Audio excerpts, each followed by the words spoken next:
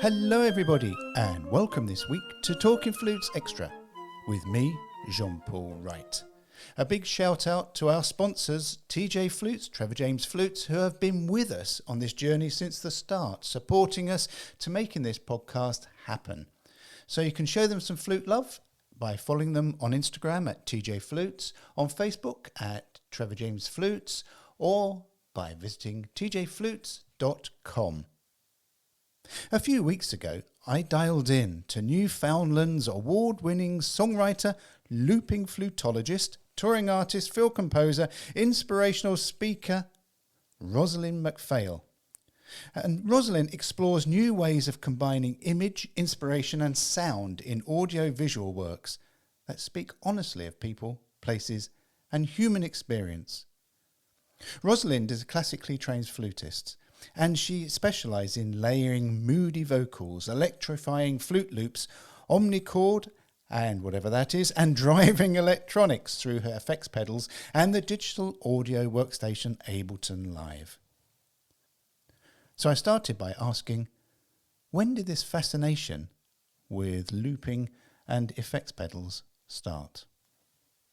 Oh, wow. I would say it was when I was living in Ottawa. I'm a Canadian flutist and I've lived in many different parts of the country, but I was living in Ottawa. I had just been studying for my master's degree in classical flute performance. And I, was really torn about being behind the written page. And I was also really torn by my experiences of playing for other people and just always, having my creativity controlled by others. And I started hanging out in different singer-songwriter circles and really checking out the live music scene there. And Montreal happened to be really close to Ottawa. So I would take the bus to Montreal and I would just be so inspired by the music scene there. And there was this indie rock festival called Osheaga that still exists. And amazing festival if anyone wants to check out some great indie music. And I was all about indie music at that time. I just thought it was the coolest thing ever. And I had seen a solo artist who is named Owen Pallett, but at that time he called himself Final Fantasy. And he's a violinist, classically trained violinist, really amazing composer and just like a phenomenal musician all around. And I saw his set at Osheaga and it blew my mind. I like watching him mixing synths and violin and his voice all through looping and being able to just create this full band sound. Just, it really inspired me. And I went back to Ottawa and I was like, how can I do this on the flute?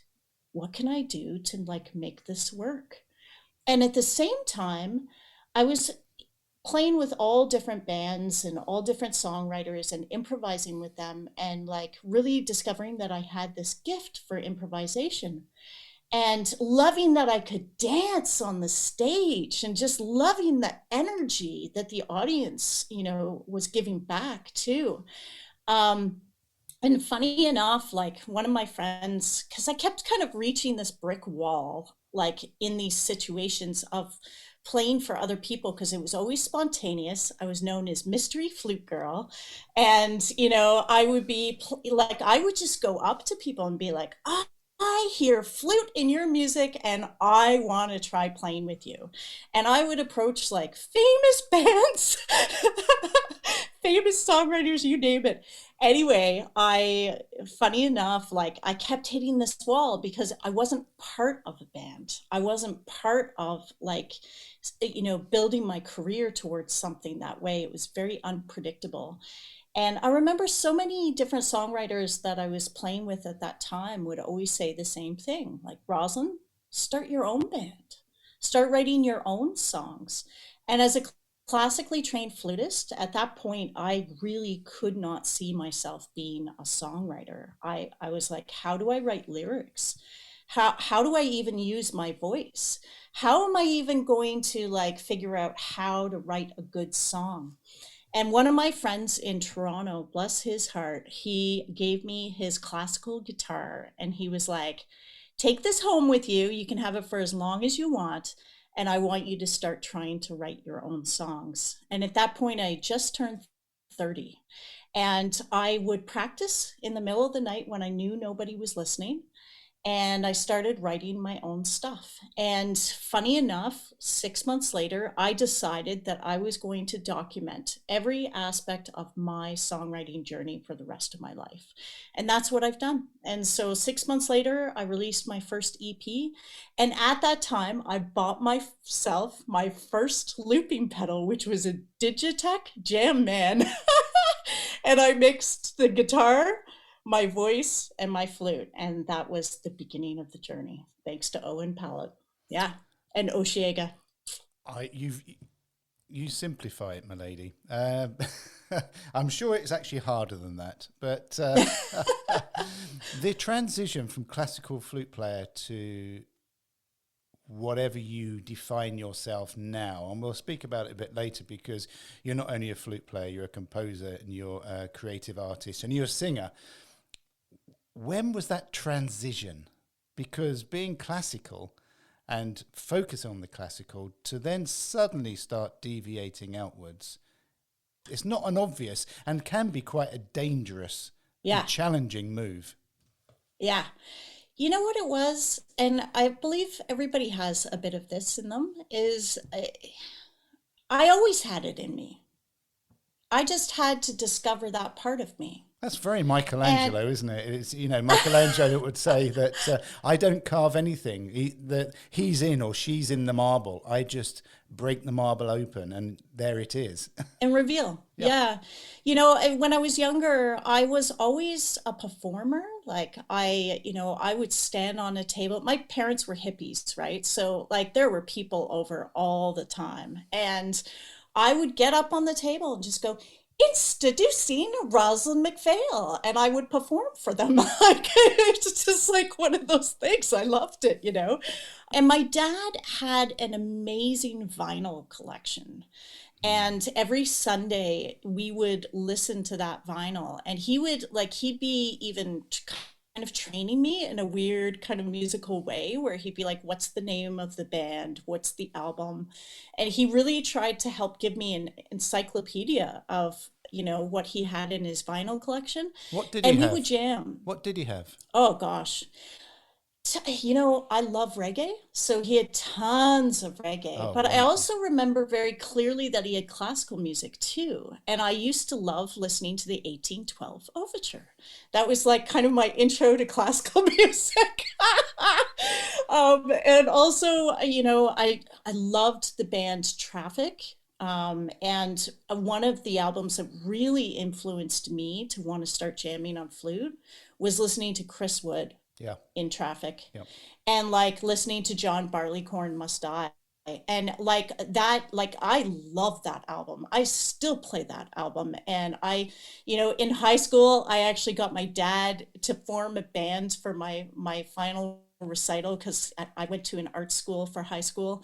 And, in this recital, I actually did John Barleycorn Must Die. And it was, it was awesome. But yeah, I would say all of that kind of like passion for music, like it didn't matter what style it was in my dad's world or in my world, it still doesn't mean anything to me. Is it good music? Does it give you goosebumps? Does it make you feel something? does it take you to a different place? That's the kind of music that I really love. But as a daughter of two hippies, why the flute? Because surely the natural instrument would have been guitar. Yeah. So I grew up on Toronto Island, which is it's a small group of islands in the harbor of Toronto. It's about 9 kilometers long, and there's about 900 people. It's a very small place. And at that time, it was a real hippie community. Unfortunately, when I was younger, I developed really bad asthma. And it was very hard to control. I was on a lot of medication. I was having to use, one of those machines with the air pump to, get my Ventolin stronger into my lungs. And I would have to take it to school. And they called me Darth Vader at school because I was always taking these masks. And my grandmother had read an article in the newspaper about how playing wind instruments helps asthmatics learn how to control their breathing better. And funny how serendipity works.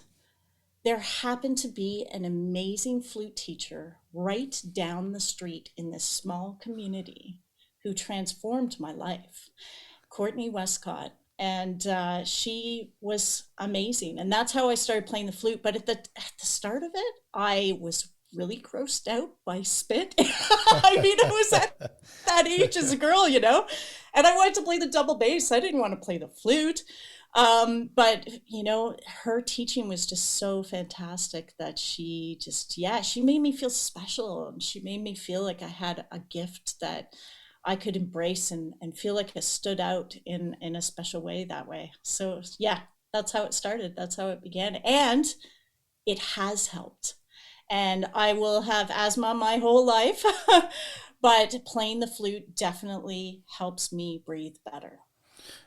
The joy for life that you have, the smiles and the general happiness that sort of surrounds Rozalind MacPhail. Have you always been like that? I think so. I mean, I would say that it's not always happy inside, but I definitely feel it's so important to share joy in the world. And I really try to do it with integrity and authenticity. And if I'm not feeling joy, that's when I step back and I take some time for myself to really figure out what's going on. Why am I not in a good headspace right now? Yeah. And I think I've always been that way. Yeah. I also, though, had a lot of kids bully me when I was a kid, and had a lot of, experiences of just feeling really lonely. And I think from that, I made a decision to never treat other people that way, to never make anyone feel excluded, help them find their superpowers, help them shine. That's everything about what I do. What do you do, if you do anything, but I'm sure you do, to quieten that inner critic? Because we're going to come on to in a moment to your artistic endeavours and how you've sort of transformed a lot of the visual and musical scene that you inhabit. But with that comes the inner critic. How Yeah. do you speak? How do you cope with that? Oh, it's a lot of when we hear the thoughts in the brain. Okay, I have this parrot on my shoulder. The super ego is my parrot. And because the parrot squawks at me all throughout the day, every day. And, sometimes it can get really, really loud. And when I recognize the parrot, because I don't always remember the parrot is there, but when I recognize it and talk to it and try to figure out the place of where that parrot is squawking from. And then I just tell the parrot that it has no place in my life anymore. That's one technique I do. With my younger students, what I do, especially if they're, in a bad headspace in lessons, like if they're playing a hard piece and they're like, I can't do this. Or they're, just getting ready for an audition or something really big. I'll just stop them and I'll be like, okay, let's do this. Repeat after me. And I just say, I'm awesome. I can do this. I'm having so much fun. And we just keep repeating it over and over and over again until they're just beaming. And every time we do that, it's just amazing how much better they play. I do it for myself too. There's some, really nerve-wracking performance experiences I've had throughout my life. And sometimes I will have to go into the bathroom and step away from the noise and just really do that work. Interestingly enough, I recently, actually, I think just over the last like 6 months, I've actually been using emotional freedom technique, and noticing the benefits, the power of using emotional freedom technique tapping. It's phenomenal. It's been totally transforming everything inside. And meditation too. Meditation's huge in my world. Yeah. Because emotional freedom is something that I think a lot of people won't be aware of it because they're just aware of, as you say, your parrot, or I think Professor Peters, who wrote the Chimp Paradox, said it's the chimp in him that is the mischief one. That is the one that is the root of, the one that is flight or fight. It's the survival instinct, and it's the parrot there that's telling you, I need to do this, you need to do this. But emotional intelligence, certainly for a musician, and emotional freedom, if you can begin to get little parts of that into your life, wow, doesn't that spark just start? And it's not just one spark, it's lots of sparks because you have the space. Yes. It's huge because, one thing that really happened to me a lot when I was doing my classical training is I had horrible stage fright. And I would have to find ways to get through that because when I was feeling that way, it didn't matter how hard I practiced. It didn't matter what time I was putting into my instruments. I just wasn't able to shine on the stage with that.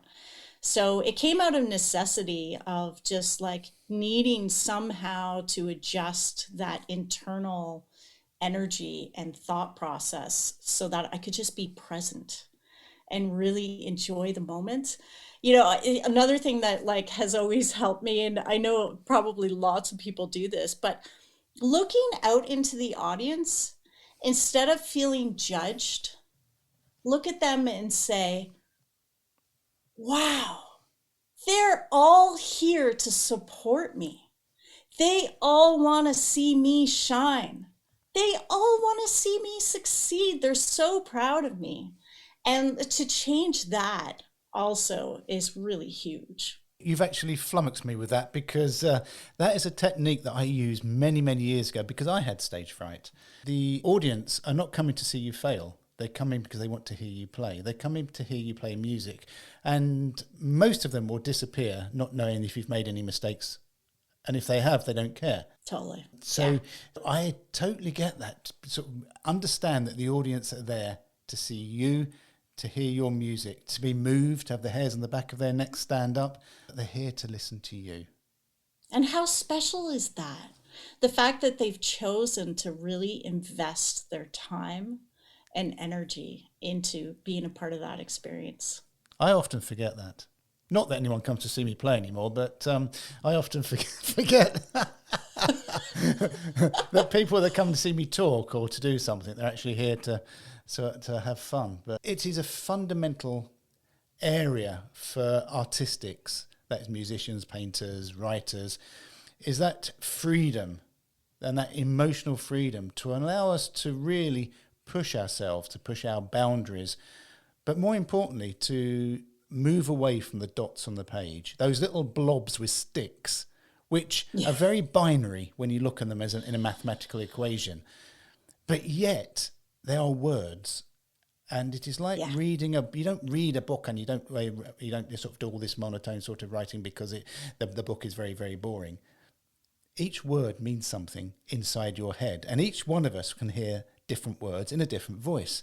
If we can create that freedom that you're talking about each note comes alive and then enables you to start doing what yourself are doing, which is breaking away from the fundamentals of flute playing and start exploring other areas, which is what you have done. So there's such a different vibe with your creative work. Much of it is pedals, but you know, that isn't sort of unusual nowadays, sort of in the 2022s. But yet your ability to utilize visual and auditory artistry, I find fascinating. Can we just explore that, where it's okay making an auditory sound, it's okay being part of a band, and it's okay to create this sort of stage presence. But when you put music together with a visual, as in movie, and you're writing the music and you're scoring it and you're playing it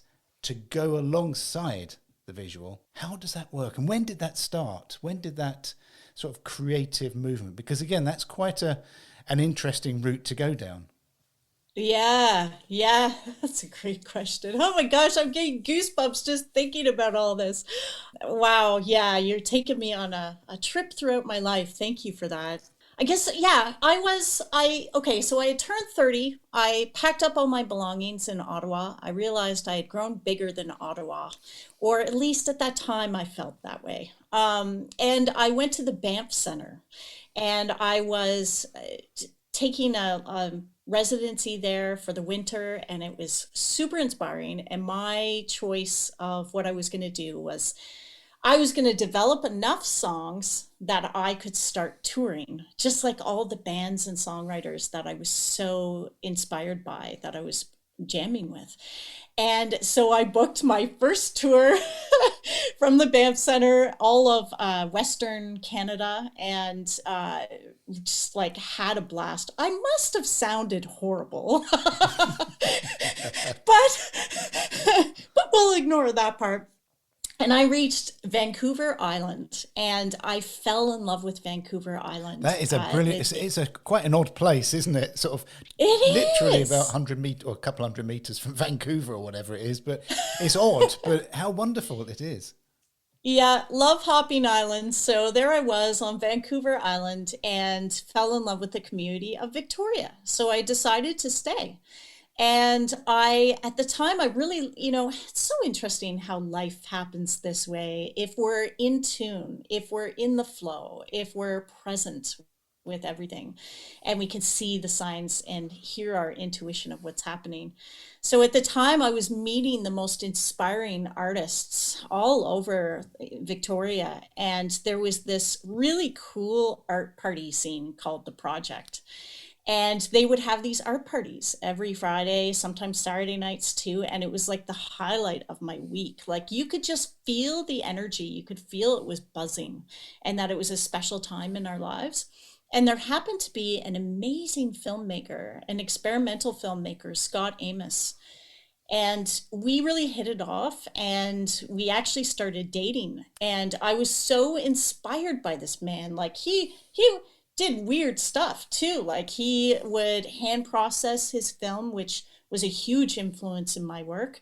And he would experiment with like, doing different things with film and sticking it in bottles and putting it in his basement studio. And like, he was just like such a cool scientific artist, real just like wizardry with his filmmaking.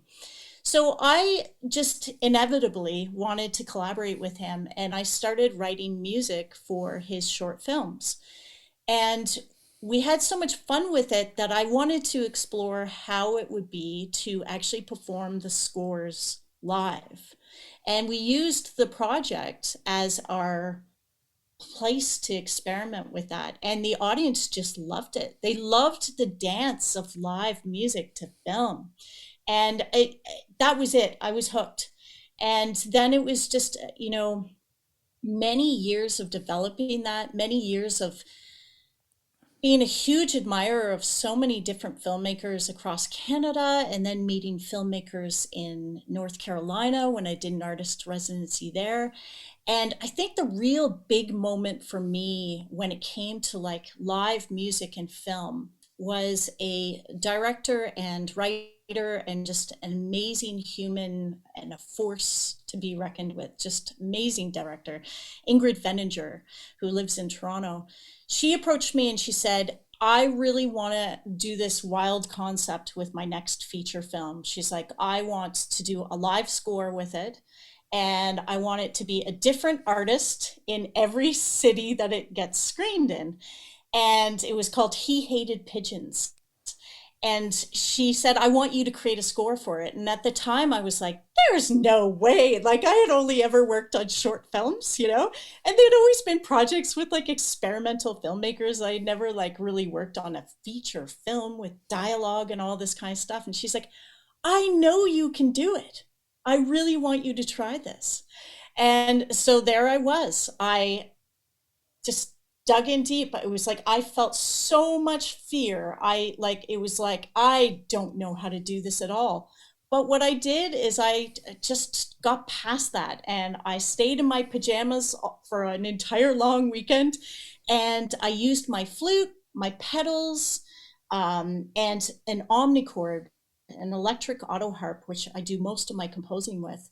And I just started working on that score for that film. And that film was just such an amazing performance piece. I performed it in New York City. I performed it in Ashland, Oregon, in North Carolina, here in St. John's, Newfoundland, where I live. And it just, without that moment, to really feel and experience the profound impact that live music and film has, I'm not sure I'd still be doing it right now, you know? It's it's amazing, our journey in life. Let's talk briefly about Raven's Blues. Oh, The yes. film, it tells the story of self-discovery by a young woman navigating her way through a vulnerable period in her life. It's really haunting and deeply honest. Now, what did you draw upon to score and perform this video? Whew. Yeah. That's a really emotionally charged film, very similar to He Hated Pigeons that way. It's interesting coincidences, right? We put ourselves out there. It's amazing what the universe brings back to us if we're ready for it and are really dedicated to our purpose. So I was in St. John, New Brunswick. I'm telling you, I've been all over the place. I've toured all over the place. And I was there for the East Coast Music Awards. And little did I know that year I was going to win Electronic Recording of the Years. And like to have a flutist learn, like get that, like it was kind of like mind boggling, right? But anyway, the night before I found out that really exciting news, I was at an art party for a festival called Quality Block Party, and it was like such a cool indie festival, and they were like doing it, like they were doing this festival at the same time as the East Coast Music Awards.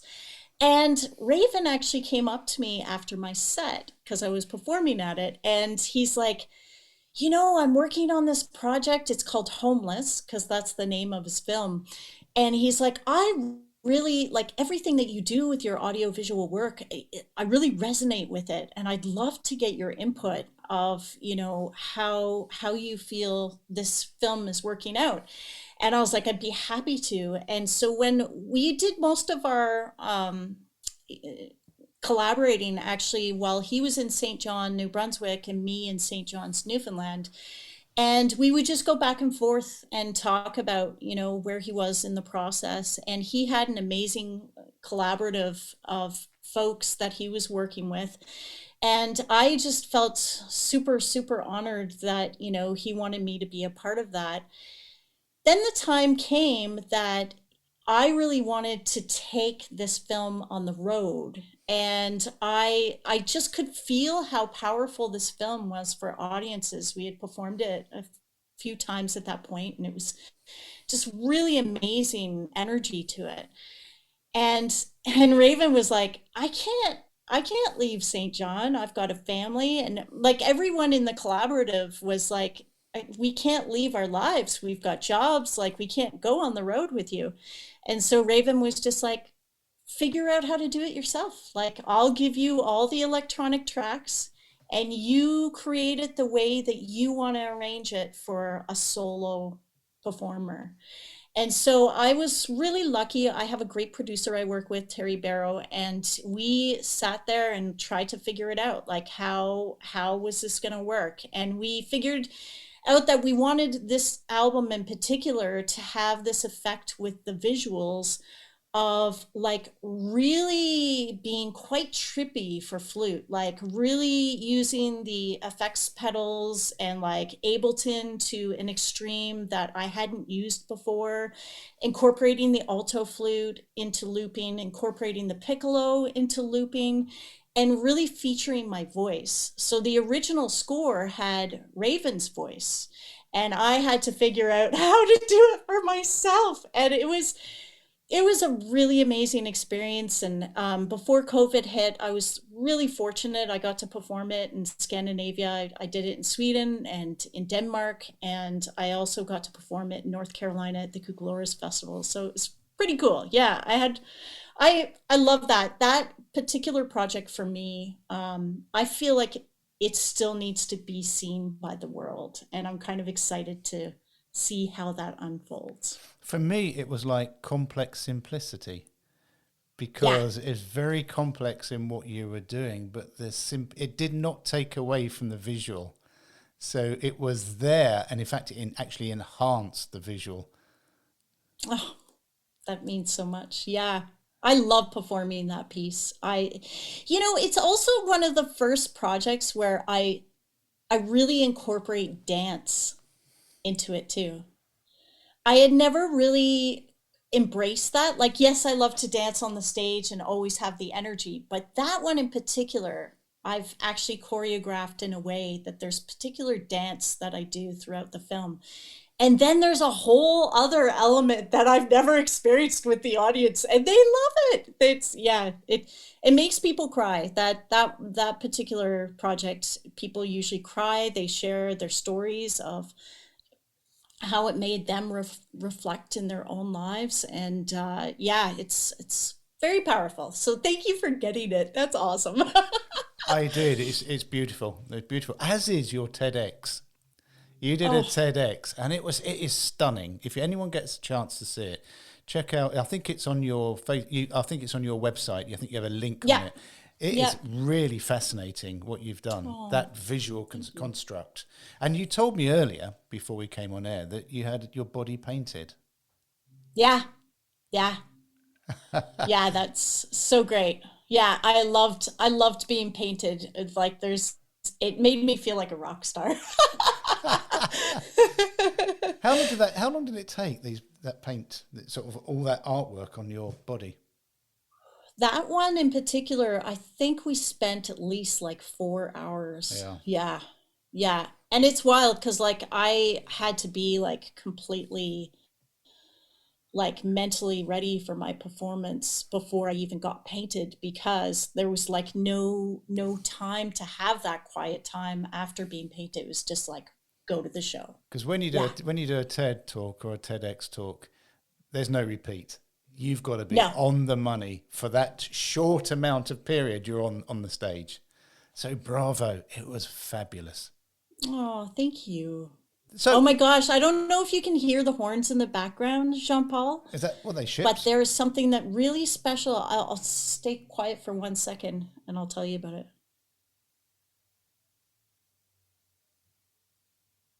Oh, now it's going to stop. It sounds It'll start like a again. foghorn. It'll start again. It's all different horns in the harbor. They do this thing. We have a festival right now called Sound Symposium. I've Oh, got there it. it I've goes got it. again. I've got it. And they do the Harbor Symphony every day of the festival, and all the different horns from all the different boats will have a piece written where they try to make those sounds from. It's amazing. It's unbelievable. The whole harbor is just a symphony of horns. Yeah, Oh, how fascinating! yeah. Who would This know? place is Who would know amazing. that where you lived, it'd just be this creative gem, where Yeah. where even the boats in the harbour have got their horns going. Yeah, I'd say St. John's and Newfoundland in general, like the reason why I moved here 13 years ago is that it is probably one of the best kept musical and artistic secrets in all of Canada. It's just everybody has creativity in them. Yeah. Well, I hope no one's listening to this because you don't want people moving there, do you?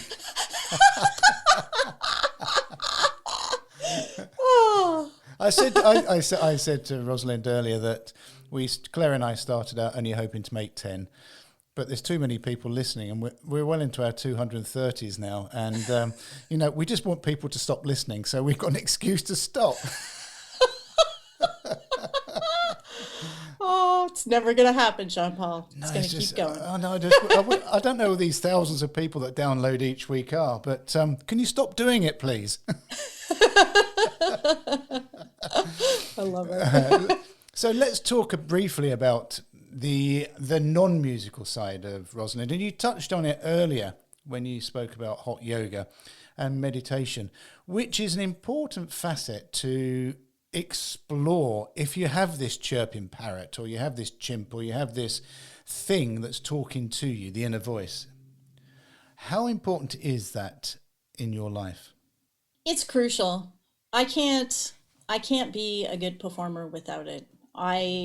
There are so many different rituals I have in my life in order to be able to pull off what I do. Because the thing is, with audio visual, it's like a whole new element of what can go wrong at your show. It's a mixture of like not only trying to figure out if the audio is going to work, making sure that you have a good team for that, or if sometimes you just don't have a team and you have to rely on yourself.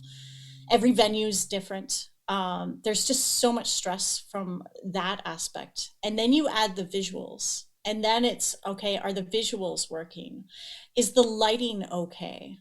Do I have what I need on the stage to really feel confident that I can pull this off, technically speaking? So if I'm not in a good headspace, then I affect my team. I affect how my performance is going to go. My banter is horrible on the stage. Like there's so many different things that can go wrong. And if I'm not taking care of my mental health and of the health of my body, it's not going to work. So these are different things that I've done to cope with that. One of them is yoga. Even when I'm on the road, I'm doing yoga. I love doing a lot of walking, just to like really contemplate, kind of go into contemplation meditation. And also juicing. Juicing green vegetables is a really big one for me. So it's funny, people probably don't know this about me, but usually when I'm at the NFA convention, I usually order a crap load of juice from a local juicing place, and I have it in my fridge.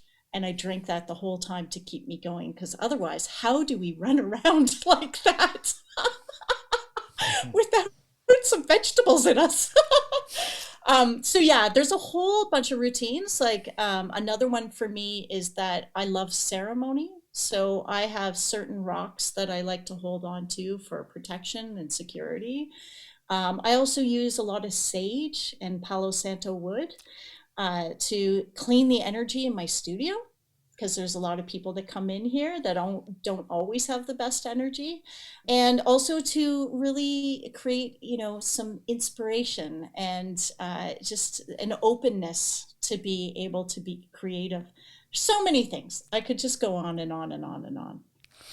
We are probably nowadays, with the advent of social media, sort of 10, 15 years ago, I think it's probably longer than that, but I think I was on Twitter 14 years ago, which is why I've got @Flute, which is a bit of a weird one. But anyway, the advent of mental health issues is really prominent nowadays. And perhaps that is because, or exacerbated by, social media, because we didn't have this immediate comparison with other players. We didn't have this feedback.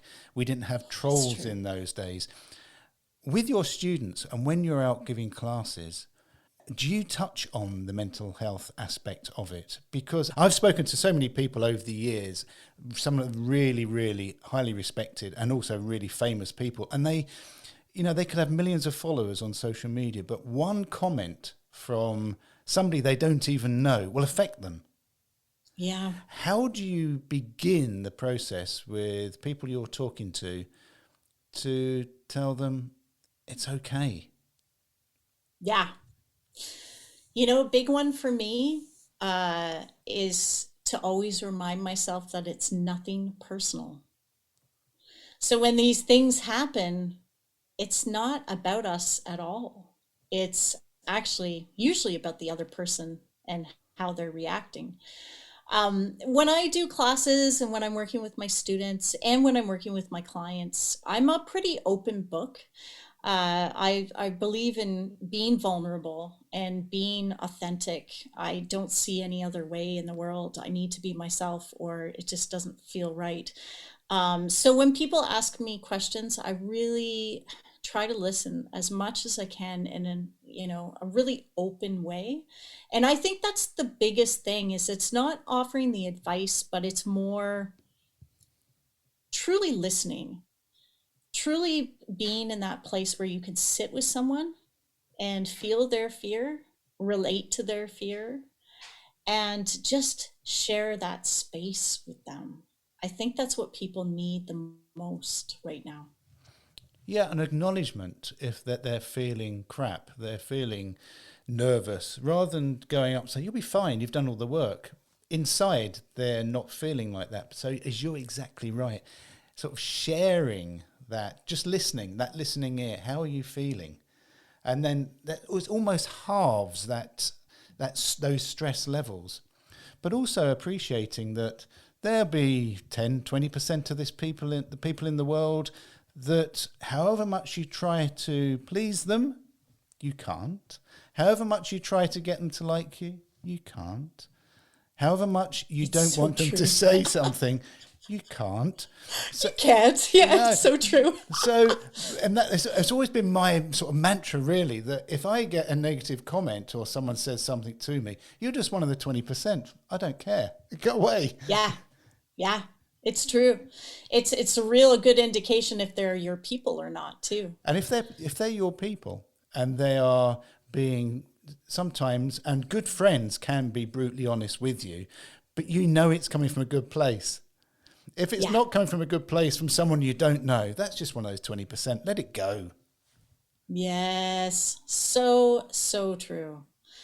It's so important. I think this is the biggest part that really debilitates professionals is to really try to find a place where we're not taking things personally when other things happen to us. Yeah. I think it's a real difference of a victim mindset and an owner mindset. And I think it's so important to, when we catch ourselves being victims, because I think we all are victims during certain circumstances in our lives, but it's like, how can we take ownership for it? Because the language is so different when we're the owner rather than the victim. Oh, you're exactly right. And these problems and these feelings and these emotions, doesn't matter who you are or how successful you are, it still hits you. Oh, for sure. And it can hit you at a really strange time. It can hit you in the middle of a performance. Yeah. So I know there's a cross-section of people that listen to Talking Flutes, from sort of young, sort of 16, 17-year-olds, all the way up to people that have come back to flute playing after having children and grown up and then suddenly decided, well, I used to play the flute, so let's start again. Don't worry. If you're getting anxious or you're getting nervous, don't worry, because that's normal. Almost embrace it. I always tell the people I talk to when I do classes that when those feelings of nervousness or anxiety, I won't say anxiety because that's very different, but nervousness start bubbling up, say, hi, I wondered when you were going to appear. How are you doing? Totally. How are you doing? Because as soon as you try to bottle it, it's like you become a pressure cooker, don't you? And then if you try and bottle everything rather than getting it out and just sort of say to the parrot on your shoulder, I've been waiting for you to chirp. Yeah. Oh, I took a workshop with Shauna Pranatis the other week, great flutist from Chicago. And she talks about the monsters, that we have monsters. And she actually got us to draw out the monsters, which was like super amazing. And so like I had a scarcity monster and I had, like all these different monsters. And sometimes I think that's part of it, right? Like making it fun. That's why I have the parrot on my shoulder. One of my students, he calls it an earwig. That's what he has on his shoulder. Oh, but like, sometimes we just have to label these things that, and be curious about Yeah. it and just be interested in it and spend time with your monsters. It's kind of important to recognize them because they love to silently sabotage our decisions and our actions or our lack of action in our lives. Yeah, they don't like to be silenced. So if you No. just laugh at it and say, ha ha, because it's normally with me when on performance, I'm normally quite relaxed, but I like the fact that you need to build yourself up to a performance. It's normally just as I'm waiting to go on, the old inner voice will start. And for me, I start laughing and I just say inside my head, ha ha, at last, where have you been, my friend? That's awesome. And the benefit to that is you're actually then making a dialogue with this inner voice, which is stopping you from thinking or getting nervous about the impending performance. Yeah, it's true. Yeah. So when you go out onto the stage, right, we've already discussed this, the audience are not your enemy. I will repeat, no. The audience are not your enemy. You can normally tell, can't you, when someone walks onto the stage, whether they are acutely nervous by how they walk on and how they present themselves. What do? You probably run on, don't you? No. Funny enough, I had my first show since last September. Because we've had a lot of shutdowns because of COVID around here. And so it's been a long time since I've been on the stage, and I was actually terrified to go on the stage. It was a big stage, and it was a kind of a strange audience. It was an outdoor audience on George Street, for anyone who knows St. John's, and like it's a party street. Just bars lined up with bars, so you don't know who you're getting in the audience. And I was terrified, and it's interesting because one of my songs, I actually forgot my lyrics, and I had to keep going. And I had to pretend that everything was fine.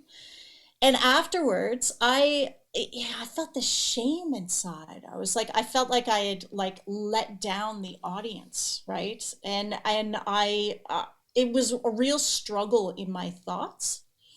And when I did my banter with them, I just said, thank you for being such a supportive audience. I have to share with you, this was such an interesting moment for me because I just totally forgot my lyrics, and I just laughed about it. And everybody felt more ease. And that's the thing, I think, as performers, we just need to be authentic. Like when I started the performance, I actually shared with them. I said, oh my gosh, this is the first time I've gotten on a stage since September. I'm actually terrified, but your smiles and your energy is so lovely. And, it's just one of those things. It's a relationship between the audience and us as performers. And when we can really connect with people that way, wow, like it's so cool, right? When you get to like experience a show where you get to see the musician on that stage is actually being human, not perfect. And the connection between you, the musician, and the audience, or the examiner, or the jury, if you're going for an audition or you're doing an exam, is critical. Because it demonstrates that you are not surrounded by a shield. This isn't about you playing the dots. It's about you understanding that it's a process of communication. Yes, you got it. That's exactly how it should be. It's not always like that. And that seems to be your life, isn't it, Rozalind? It's about communicating. Whether it's communicating through the classical genre, and on your TEDx, by the way, you play classical flute absolutely beautifully. Oh, thank you. And yet you manage to change your sound depending on the audio visual or the visual, sorry, that you're playing with. So you can go quite edgy, you can go quite airy, and you can mess around with the tonal colours depending on the genre. Yes. And aren't we so lucky that we get to play so many different instruments too? I mean, that's part of what's opened my palette is being able to play all the different kinds of flutes. And Ableton Live too, that program, it's mind-boggling what you can do in that program. So yeah, no, I'm all about color, texture, energy. What's the energy and what's the emotion behind the music? Now, I get that with the bass flute, I get that with the alto flute, and I can even get that with a concert flute, but you do it with the evil twig. You do it with a piccolo. I mean, that is dangerous. I mean, I scare my neighbours. I actually use the piccolo to scare magpies in the garden because for some reason they don't like high F and F sharp trills. That's hilarious. Yeah, if you go out and you play high F and F sharp trills, they fly away. But you take the piccolo and you sort of turn it into this mode of communication. It's not just the top line in an orchestra. It's not just a beautiful sort of Vivaldi concerto or something. And for me, it's quite joyful to hear that. Oh, that's lovely that you said that. I've always had a love for the piccolo, and I think it's probably because it's always made me stand out as a performer, But I must say, like, I have to give a lot of love to that piccolo in order to be able to play it well with looping, especially like for intonation and also like to do extended techniques on it. I find, in Don't Let Me Fall Too Far, I'm doing like a lot of whistle tones on the piccolo, and that like to do that on the spot can be really tricky sometimes if we're nervous, especially. Well, it's managing the harmonics that come out on the whistles, isn't it? Yeah, making sure you get the right notes. Yeah, I'm pretty meticulous about that. Yeah. Yeah, okay, so you can play the piccolo. To me, it will always be the evil twig. It's always the thing that you can play, that people look at you because it's that little top line at the very top. It's like the screaming trumpet in a jazz band, isn't it? It's that thing at the end, you go, yeah. It's true. Yeah, I mean, I must say, I can tell my neighbors get annoyed when I practice the piccolo, so I always try to do that first to get it out of the way. And then that way, the rest of the instruments are all right. You need to use it as a bird scarer. You'll have permission to play it all day. That's awesome. Because it's all about having fun. We're all musicians, and if you're not a musician and you listen to this podcast, it's because you obviously like music. And ultimately, the aim is to have fun. This is a fun musical instrument. The flute is not. You need to know the basics. You need to do the studies. You need to get the foundations sorted first. But boy, once you've done that, deviate off and have fun, to smile, and don't make it a chore. And Rozalind, I think you're a perfect example on how that you get your foundations right. You spend your formative years getting on the classical side, getting everything built up, and then you say, actually, I want to go that way. It's true. It's true. Find your voice. Yeah. And it opens the door. There's lots of doors in life, isn't there? And sometimes you'll open a door, you'll go down a path, and it's not the right path, so you just come back and then go out another door. It's not a disaster if you go down one path and it's not right. And That's true. And I think that you've gone down a path that is very unusual, and yet creatively it is enthusing you. And I can tell by your eyes and I can tell by your face that the whole concept of what you do is about joy of artistic creation. Yes, that is true. I just love it. I love the different stages we go through, It's like every project I've worked on has been completely different. I'm working on a new album right now. It's going to be my first piece of vinyl that is my own. I've been on other people's vinyl, but I've never created one of my own album. All these years, I haven't done that. And it's called Push and Pull, and it's going to be an audio visual project as well. And it's really inspired by rural Newfoundland, which has so many rich stories. And I'm just so excited to be able to share those stories through vocals and omnichord. And it's my first album that I'm featuring with bass flute. So yeah, I'm so stoked. I'm so excited to see where it goes. And I have Brad Weber of really famous band from Canada called Caribou. He's just a phenomenal drummer. He is doing some of the electronic drum programming for me for the album. So it's going to be a really neat collaboration to see where it goes with like traditional songwriting, storytelling, film from the area, and like just all the history from the area, then like all of these cool flutes and omnichord, and then yeah, electronics. I have no idea how it's going to sound, but I'm pretty excited. Rozalind MacPhail, you're pushing boundaries as always, and you get a bass flute in your hand, and I'm sure your life will be completely transformed, because I love the bass flute.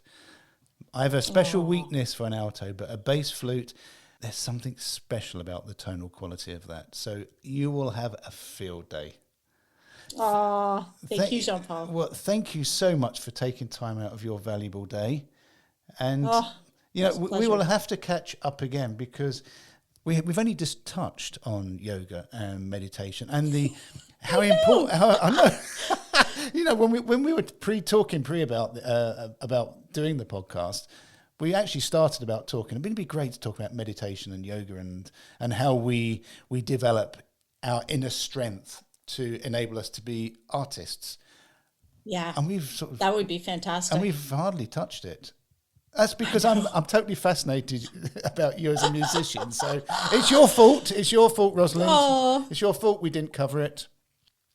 Jean-Paul, you're a delight to speak with. You're just so lovely. Oh, yeah. I think the main thing is I don't take myself seriously, And that's the best thing, right? We've just got to laugh and feel joy in every moment. I totally agree. You got to laugh, and you got to be like a chimney sweep in Mary Poppins, and you just got to have fun and all that. So, Rozalind, before we go, it's okay us talking about your musical career, but should we actually listen to something?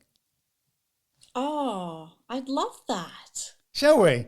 Normally I can't ask that, because there's all these rights and copyright issues with recording companies, and I have to beg, borrow and steal to use something. But I'm going to be really necky and say, Rozalind, can we use an excerpt of one of your lovely pieces?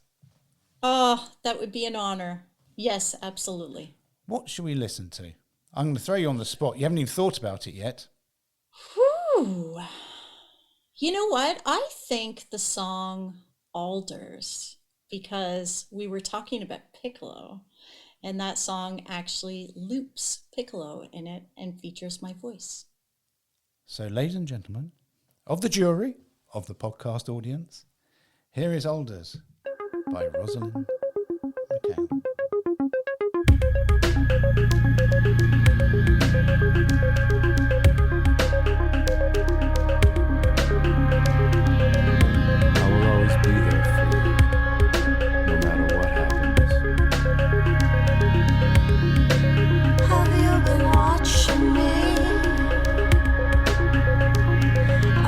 This time